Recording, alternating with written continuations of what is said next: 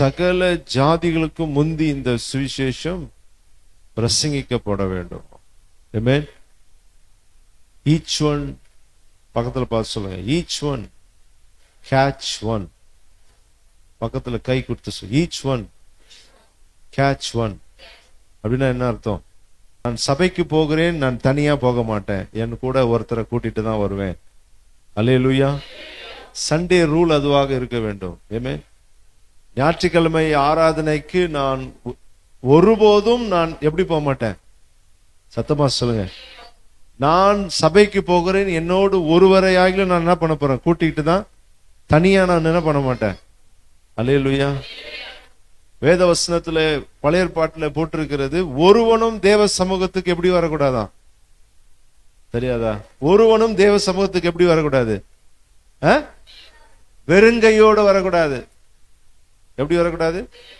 என்ன சொன்னா, நீங்க பைபிளோட வரேன்னு சொல்றதுலாம் இல்ல. நீங்க ஒரு உங்க யாரோ நீங்க ஒரு முக்கியமான ஒரு வீட்டுக்கு போறீங்க, ஒரு முதலமைச்சரை பார்க்க போறீங்க.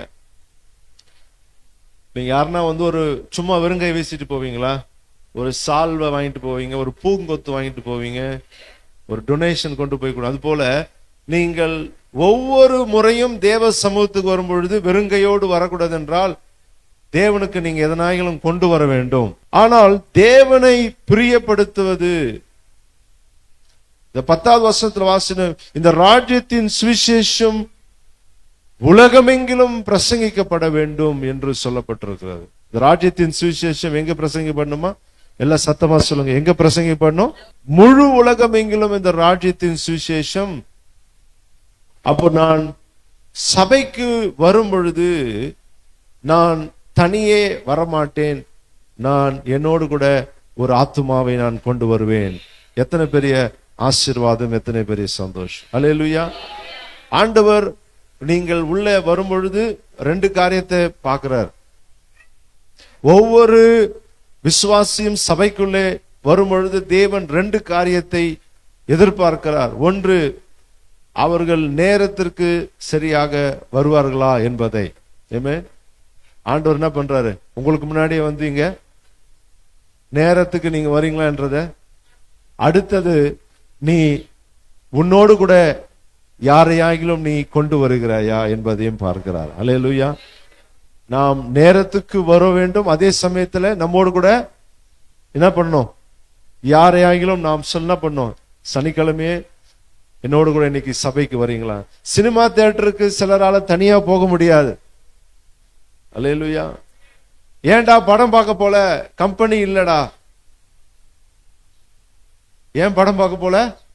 சத்தமா சொல்லுங்க. கம்பெனி இல்ல. அநேக நேரத்துல அப்படிப்பட்ட ஒரு சூழ்நிலை நாம் இருக்கிறோம்.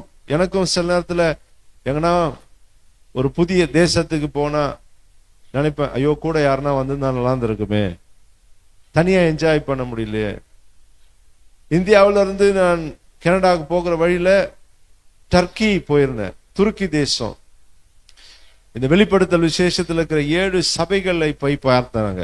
எபேசு பட்டணம், அந்த பட்டணத்தை போய் பார்த்து, அங்கே சிமிர்னா பட்டணம், பெர்கமு, இந்த 7 பட்டணங்களும் அங்க டர்க்கியில் இருக்கு. அருமையான தேசம்.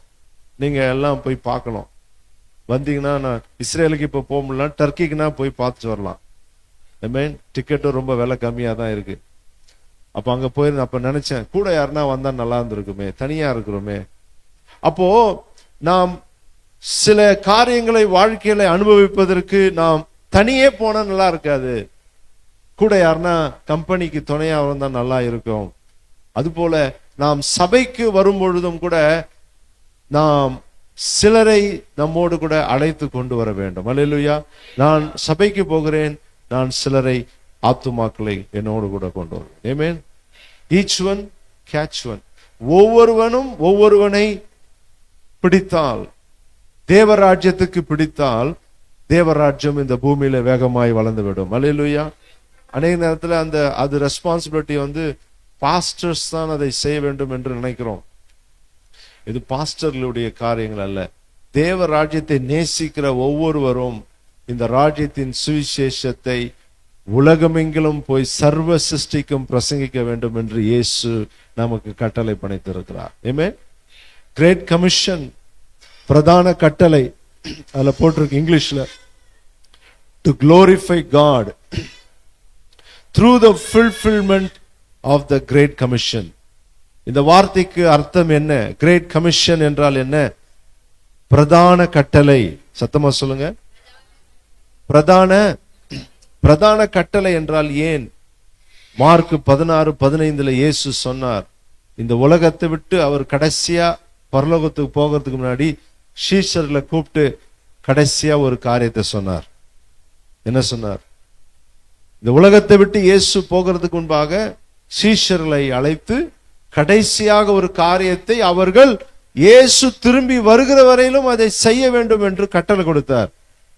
கட்டளைனா அதை நீங்க செய்யலாமா செய்ய வேண்டாமா என்பது கட்டளை அல்ல. இது என் கையில என்ன இருக்குதுங்க? இன்விடேஷன்னா என்னது? அழைப்பிதழ். அப்படிதானே போட்டிருக்கு. என்னது இது? அழைப்பிதழ். என்னது இது? இது யாருக்கு கொடுத்திருக்கிறா சொல்லுங்க. இப்ப இந்த நோட்டீஸ் உங்களுக்கு கொடுத்திருக்காங்க. ஆமென். இந்த கல்யாணத்துக்கு நீங்க போகலன்னா மறுநாள் உங்க வீட்டுக்கு போலீஸ் வந்து உங்களை அரெஸ்ட் பண்ணி கூட்டு போவாங்களா? சத்தமா சொல்லுங்க. ஏன்? இது கட்டளையா? இது செய்யலன்னா உங்களுக்கு தண்டனை இருக்குன்னு என்ன இருக்கா? போச்சுக்குவாங்க. ஏன் வரலன்னு வருத்தப்படுவாங்க. ஆனா அதனால நீங்க போய் அவங்களை தண்டனை கொடுக்க போறீங்களா? ஃபைன் போடுவீங்களா ஏன் கல்யாணத்துக்கு வரலன்னு? அப்ப இன்விடேஷன் என்றத செய்யலாம், செய்யாமலும், ஆனால் கட்டளை என்பதை கட்டாயம் செய்துதான் ஆக வேண்டும். அல்லேலூயா. கட்டளை என்பதை நாம் என்ன பண்ணோம்? கட்டாயம். இயேசு சபைக்கு கொடுத்த, நமக்கு கொடுத்த கட்டளை, பிரதான கட்டளை, கிரேட் கமிஷன் என்னது? நீங்கள் உலகமெங்கிலும் போய் சர்வ சிருஷ்டிக்கும் சுவிசேஷத்தை அறிவித்து என் நாமத்தினால, பிதா குமாரன், சத்தமா சொல்லுங்க, பிதா குமாரன், சத்தமா சொல்லுங்க, பிதா குமாரன் பரிசுத்த ஆவி நாமத்தினாலே ஞானஸ்நானம் கொடுத்து, அடுத்தது என்ன? நீங்க சொல்லுங்க. எனக்கு, உங்களுக்கு இல்ல, யாருக்கு சீஷராகணும்? இயேசுக்கு சீஷராய் மாற்ற வேண்டும். அல்லேலூயா. இயேசுனுடைய சீஷர்கள் என்ன செஞ்சாங்க? பிசினஸ் தொடங்கினாங்களா? என்ன பண்ணாங்க? சுவிசேஷத்தை. அப்ப இயேசுவுக்கு சீஷர்களாய் மாற்றுவது என்பது ஒவ்வொருவரையும் நாம் ஊழியம் செய்கிறவர்களாக மாற்ற வேண்டும் என்பது இயேசு நமக்கு கொடுத்த கட்டளை. அல்லேலூயா. ஒவ்வொருவரையும் நாம் என்ன செய்ய வைக்கணுமா? சத்தமா சொல்லுங்க. நீங்கள் எல்லாரும் ஊழியம் செய்கிறவர்களாக மாற வேண்டும். ஆமென். எத்தனை பேர் அதை செய்ய சொல்றீங்க? நான் ஊழியம் செய்ய என்னை ஒப்பு கொடுக்கிறேன். அல்லேலூயா. ஆண்டவர் சொன்னார், ஒருவன் எனக்கு ஊழியம் செய்தால் பிதாவானவர் அவனை, சொல்லுங்க, ஒருவன் எனக்கு ஊழியம் செய்தால் யார் கனப்படுத்தும் என்று சொன்னார்? பிதாவானவர். அப்போ நீங்கள் தேவர் ராஜ்யத்திலே ஒவ்வொருவரும் கர்த்தருக்காக நீங்கள் ஊழியம் செய்கிறவர்களாக மாற வேண்டும். ஆமென். ஒவ்வொருவரும் நீங்க என்ன பண்ணணும்? தேவ ராஜ்யத்துல ஊழியம் செய்யலாம். ஈச் ஒன் இந்த ஆண்டுல சபையில ஒரு தாரக மந்திரமாக வைத்து, சபையினுடைய ஒரு மோட்டோவாக வைத்து, இந்த ஆண்டு நீங்க என்ன பண்ணும்? ஈச் ஒன், ஒவ்வொருவன், நான் தனியாக வரமாட்டேன், நான் சபைக்கு என் கூட என் ஃப்ரெண்டை நான் கூட்டிட்டு வருவேன். அல்லேலூயா. சில சொல்லுவாங்க, என் ஒய்ஃபை நான் கூட்டிட்டு வந்துறேன்னு உங்க ஒய்ஃபை காமிக்க கூடாது. என் புருஷனை நான் கூட்டு வந்தது, அனிதா சொல்ல, நான் என் பேர் எங்க வீட்டுக்கார கூட்டு வந்திருக்கேன்னு அதை நான் கேட்கல. நீங்கள் ஆத்துமாக்கள், ரட்சிக்கப்படாதவர்களை கொண்டு வர வேண்டும். ஆமென். நீங்க போய் அதுக்கு என்ன பண்ணும்? அவர்ல இயேசுவின் அன்பை குறித்து. அல்லேலூயா. கவனிங்க. ஒரு விதத்துல இந்த சுவிசேஷம் என்பது நமக்கு இன்றைக்கு ஒரு கசப்பான ஒரு காரியமாக ஒருவேளை இருக்கிறதுக்கு போதனைகளும் ஒரு காரணம் என்று நான் நினைக்கிறேன். அல்லேலூயா. இந்த சுவிசேஷத்தினுடைய வாஞ்சையை சொல்லுகிற விதத்திலே உங்களுக்கு அதை சொல்லி புரிய வைக்க வேண்டும். சால்வேஷன், ரட்சிப்பு என்றால் என்ன, ஏன் இந்த ரட்சிப்பு ஒரு மனிதனுக்கு மிக அவசியம் என்பதை நீங்கள் அறிந்து கொள்ள வேண்டும். ஆமென். ரட்சிப்பு என்றால் என்ன, அதை நீங்க யோசிச்சுனாவே அந்த ரட்சிப்பு என்பது எவ்வளவு ஒரு பெரிய ஒரு பிரஷியஸான ஒரு காரியம். அந்த born again எக்ஸ்பீரியன்ஸ், நான் ரட்சிக்கப்பட்டேன் என்று சொல்கிற ஒரு காரியம் இருக்கு. அது எவ்வளவு பெரிய ஒரு உன்னதமான காரியம். ஒரு மனிதன் பாவத்துல பிறக்கும் பொழுதே பாவத்துல பிறக்கிறான், பாவத்திலே அவன் பிறந்து இந்த உலகத்துல இருக்கிறான். தேவனற்ற நிலைமை, அவனுக்கும் தேவனுக்கும் உள்ள ரிலேஷன்ஷிப் அங்க டிஸ்கனெக்ட் ஆயிருக்கு. நம்முடைய சொந்த கிரியை, நம்முடைய சொந்த முயற்சினாலே நம்முடைய தேவனை, கடவுளை நம்ம அடையவே முடியாது. வேதவசனம் சொல்லுகிறது, நீ ரட்சிக்கப்படுவதற்கு ஒன்றும் செய்ய தேவையில்ல. உனக்காய் சிலுவையில உன்னுடைய பாவங்களை அவர் மீது ஏற்று உனக்காய் சிலுவையில மரித்த இயேசுவை நீ உள்ளத்திலே நம்பி நாவிலே அறிக்கை செய்து விசுவாசித்து நீ அவருடைய நாமத்தினால ஞானஸ்தானம் பெற்றால் உனக்கு ரட்சிப்பு, நித்திய ஜீவன்ல உனக்கு இடத்தை நான் இலவசமாய் கொடுக்கிறேன் என்று இயேசு சொல்றார். அல்லேலூயா. கரங்களை தட்டி கர்த்தரை மகிமைப்படுத்துங்க. இந்த ரட்சிப்பு என்பது அவ்வளவு பிரஷியஸ். நீங்க ரட்சிக்கப்படுறதுக்கு கோயில் குளங்களுக்கு போல ஒன்னும் செய்யல. இந்த சுவிசேஷத்தை சொன்னாங்க. என்ன சொன்னாங்க? இயேசுதான் இந்த உலகத்துல உண்மையான தேவன், வானத்தையும் பூமியை உண்டாக்குனவர், அவருடைய ரத்தத்தினாலே உனக்கு பாவ மன்னிப்பு, அவருடைய ரத்தத்தினாலே உனக்கு பாவ மன்னிப்பு உண்டாகிறது என்று சொல்லி பிரசங்கித்தார்கள். இந்த வசனத்தை நீ ஏற்றுக்கொண்ட, இயேசுவை விசுவாசிக்கும் பொழுது உன்னுடைய வாழ்க்கையில் இருக்கிற சாபம், மாந்திரிக கட்டு, வியாதி, போராட்டம், உன்னுடைய இருதயத்துல ரட்சிப்பின் சந்தோஷம் இல்லாமல் இந்த உலகத்துல எவ்வளவுதான் காரியங்கள் இருந்தாலும் ஒரு வெறுமை.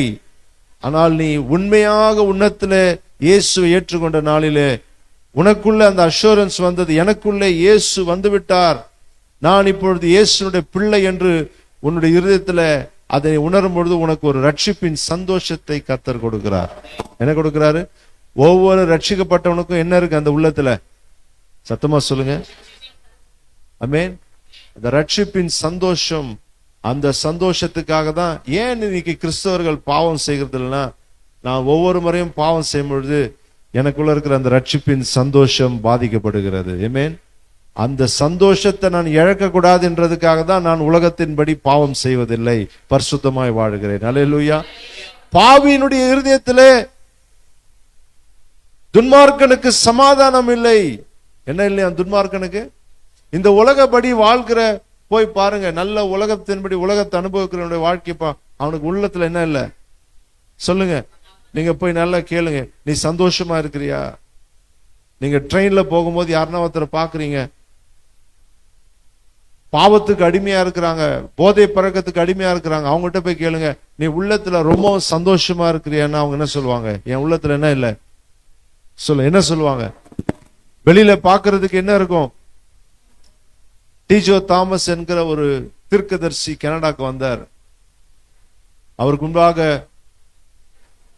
ஒரு ஹேர் ஹோஸ்டஸ், இந்த பிளைன்ல இருக்காங்க தெரியுமா, பனிப்பெண், அவ்வளவு ஒரு ரூபவதியான ஒரு பெண் கொண்டு வந்து நிறுத்தினாங்க. அந்த தீர்க்கதரிசி இடத்துல டிஜோ தாமஸ் கொண்டு வந்தாங்க. அவர் பார்த்த உடனே சொன்னாரு, உன்னுடைய உள்ளத்துல நீ சந்தோஷம் இல்லாமல் காணப்படுகிற, உனக்கு திருமணமாகி 7 வருஷத்துக்கு முன்னாடி திருமணமாகி உன்னுடைய கணவன் உன்னை ஏமாத்தி டிவோர்ஸ் பண்ணிட்டு போயிட்டான், அன்னையிலிருந்து நீ வேதனையோடு காணப்படுற போதுதான் எல்லாரையும் நம்ப முடியல. இந்த பொண்ணுக்கு கல்யாணம் ஆயிடுச்சான்னு அன்னைக்கு தான் தெரியும் எல்லாருக்கும். அதுவரை எல்லாரும் நினைச்சிட்டு இருக்காங்க இது கல்யாணம் ஆகாத பெண்ணு. ஆனால் தீர்க்கதரிசி வந்து பார்த்தவனே சொன்ன, அவருக்கு யாருன்னு தெரியாது, இருந்தாலும் அவர் என்ன சொன்னாரு, அவங்க எல்லாரும் இவர் ஹேர் ஹோஸ்டஸ், ஒரு அழகான ஒரு பயங்கரமான பணம் இருக்கு, எல்லாம் இருக்கு. ஆனால் தேவ மனிதன் பார்த்த உடனே அவர் சொன்னாரு, 7 வருஷம் ஆச்சு உனக்கு டிவோர்ஸ் ஆகி, நீ கல்யாணம் பண்ணவன் உன் கூட 1 மாசம் கூட வாழல, உன்னை விட்டு அவன் ஓடி போனான், நீ உள்ளத்துல நொறுங்குண்டு உடைக்கப்பட்டு சமாதானம் இல்லாமல் இருக்கிற, வெளியில பார்த்தா நல்ல மேக்கப், லிப்ஸ்டிக், நல்ல சென்ட், நல்ல ட்ரெஸ் போட்டு ஸ்டைலா, ஆனால் இருதயம் உள்ள நொறுங்கி காணப்படுகிறது. அப்படிதான் இன்னைக்கு உலகத்துல முக்காவாசி பேர் வாழ்ந்து கொண்டிருக்கிறாங்க. அல்லேலூயா. ஆனால் இன்றைக்கு உனக்கும் எனக்கும் தேவன் என்ன கொடுத்திருக்கிறாரு? வெளியேற பெற்ற இந்த ரட்சிப்பை. எத்தனை பேர் சொல்றீங்க சந்தோஷமா இருக்கிறேன் என்று? பிரச்சனை எல்லாருக்கும் இருக்கு, ஆனாலும் அதன் மத்தியிலும் நாங்கள் சந்தோஷமாக இருக்கிறோம் என்று சொல்றவங்க எத்தனை பேர்? அல்லேலூயா. ஏன்? இந்த ரட்சிப்பின் சந்தோஷம் ஒரு மனிதனுக்குள்ளே இருக்குமானால் இந்த ரட்சிப்பின் சந்தோஷம் ஒரு மனிதனுக்குள்ள இருக்கும் பொழுது அவன் இந்த உலகத்துல எதையும் அவன் ஜெயித்து விடலாம். அல்லேலூயா. இந்த உலகத்திலே உங்களுக்கு தீர்வு கிடைக்காவிட்டாலும் உங்களுடைய வருங்காலம் பரலோகத்துல இயேசுவோடு கூட அங்கே கண்ணீரும் இல்லை, அழுகையும் இல்லை. தேவன் உங்களை ஒரு மகிமையான ஸ்தலத்துக்கு உங்களை நேராக கொண்டு போக உண்மையுள்ளவராக இருக்கிறார். அல்லேலூயா. இந்த ராஜ்யத்தின் சுவிசேஷம் உலகமெங்கிலும் பிரசங்கிக்கப்பட வேண்டும். அல்லேலூயா. பாஸ்டர் ஜோயல் அவர்கள் சொன்னாங்க, இந்த செங்கல்பட்டுல ஒரு சபை இருக்கிறது, ஷெக்கினா சபை என்று. ஃபேஸ்புக்ல பார்த்தேன், கூட்டம் அலமோதுது. ஒரு கொட்டா போட்டு ஆரம்பிச்ச சபை, ஒரு கொட்டா போட்டு ஆரம்பிச்ச சபை. ஆனால் அந்த சபையில இன்றைக்கு பல்லாயிரக்கணக்கான ஜனங்கள். அல்லேலூயா. பெரிய சபை செங்கல்பட்டுல அந்த பிரிட்ஜுக்கு லெஃப்ட் சைட்ல இருக்கும். அந்த சபையை குறித்து கேட்டபொழுது சொன்னாங்க, எப்படி இந்த சபை வேகமாய் வளருகிறது. அப்போ அந்த சபையில 100 பேருக்கும் அதிகமான விசுவாசிகள், அவர்கள் பாஸ்டர்ஸ் மாதிரி வேலை முடித்து வந்த உடனே பைபிள் எடுத்துட்டு என்ன பண்ணுவாங்களாம், ஒவ்வொரு தெருக்களுக்கும் ஒவ்வொரு ஏரியாவுக்கும் ஓடிடுவாங்களாம்.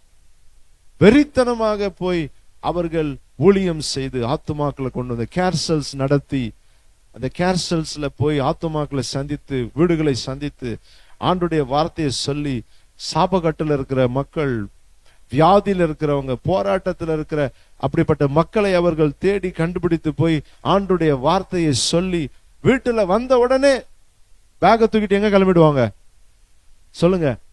ஊழியத்துக்கு கேர்சல்ஸ் கிளம்பிடுவாங்க. ஒவ்வொரு ஏரியா ஒவ்வொரு நாளும் அந்த கேர்சல்ஸ் நடத்தி நடத்தி நடத்தி வீடுகளிலே அவர்களை சந்தித்து சந்தித்து இன்றைக்கு அந்த சபை ஆத்துமாக்கள் நல்ல நிரம்பி வழிகிற ஒரு சபையாக மாறிவிட்டது. அல்லேலூயா, அல்லேலூயா. அதுதான் ஆத்தும பாரம்.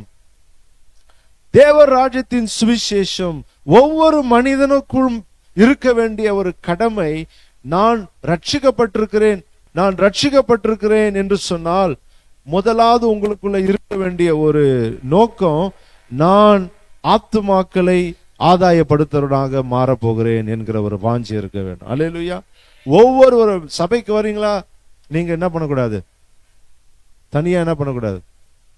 இன்னைக்கு நான் கார்ல வரும்பொழுதே நம்ம விசுவாசிகளே நிறைய பேர் என்ன பண்ணிட்டு இருக்கிறாங்க, எதிர்க்க போயிட்டு இருக்கிறாங்க. பாதி பேர் குளிக்காம ரோட்ல நின்றுட்டு இருக்கிறாங்க. நான் நினைச்சேன், நான் ஒருவேளை நான் தான் காலையில 5 மணிக்கு எழுந்து எல்லார் வீட்லயும் போயிட்டு எல்லாம் எழுந்துறீங்க சர்ச்சுக்கு வாங்க பண்ணா நல்லா தான் இருக்கும்.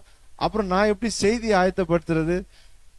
ஒருவேளை என்னை விட்டா நான் கூட அந்த வேலையை செய்வேன். போய் என்ன பண்ணலாம், 4 மணிக்கு எழுந்து, எப்பா கிளம்புப்பா போலாம், சர்ச்சுக்கு போலாம், கிளம்புப்பா, குளிப்பா, வா போலாம், இரு வரேன்னுவான். பிடிச்சி இல்ல இரு நான் கூட இருக்கிறேன், டீ இதை நானே வாங்கி தரேன் வா, பிடிச்சி உட்கார வச்சா நல்லாதான். அப்புறம் நான் எப்படி வந்து பிரசங்கத்தை ஆயத்தப்படுத்துறது? அப்போ ஆண்டவர் சொல்றாரு, நீ செய்ய முடியாது. ஒவ்வொரு விசுவாசிகளும் தாங்க பக்கத்து வீட்டுல இருக்கிறவங்களை பிடிச்சின்னா, சர்ச்சுக்கு வரலையா, வா கிளம்பு, தோ குளிச்சு தோ வரேன்னுவா. நீ நான் வெயிட் பண்றேன், இரு வரேன். தண்ணி இல்லையா, தோ நானே தண்ணி. அப்படி நீங்கள் ஒவ்வொருவரையும் சபைக்கு கொண்டு வந்தால் இந்த இடம் தேவாலயத்துல மகிமையாக ஆத்துமாக்களால் நிரம்பி இருக்கும். அல்லேலூயா, அல்லேலூயா.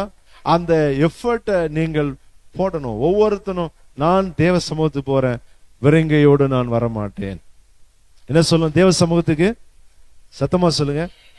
எங்க கனடால ஒரு பொண்ணு, சின்ன பொண்ணு, அங்க சர்ச்சில் இப்போ நான் இல்லாத நேரத்தில் அவ தான் வர்ஷிப் லீடர். 8ஆம் கிளாஸ் படிக்கிற பொண்ணு. அவளே கிட்டார் போட்டு பாட்டு பாடுவா. அல்லேலூயா. என்கிட்ட கொண்டு வந்து அந்த பிள்ளையை காமிக்கும் பொழுது 3 வருஷத்துக்கு முன்னாடி 5ஆம் கிளாஸ் படிச்சுட்டு இருந்த பொண்ணு, வர்ஷிப் லீடர், அதுவே கிட்டார் போட்டு பாடும். நான் சொன்னேன், இந்த சின்ன பொண்ணு கிட்டார் வாசி நல்லா வர்ஷிப் நடந்து, நான் என்கரேஜ் பண்ணி சரி நீ வந்து நடத்துன்னு சொன்னா, அது சொல்றாங்க அந்த பிள்ளை அவங்க கிளாஸ்ல இருக்கிற ஒரு பையனை, ஒரு பஞ்சாபி பையனை கிறிஸ்துக்குள்ள நடத்தி அவனை ரட்சிக்கப்பட வச்சிருச்சு அந்த பிள்ளை, 5ஆவது படிக்கிற பிள்ளை. அல்லேலூயா. பாருங்க, அது 8ஆவது படிக்கும் போதே ஒரு சர்ச்சுக்கு வர்ஷிப் லீடரா ஆண்டவர் மாத்தி வச்சிருக்கிறார். அல்லேலூயா, அல்லேலூயா.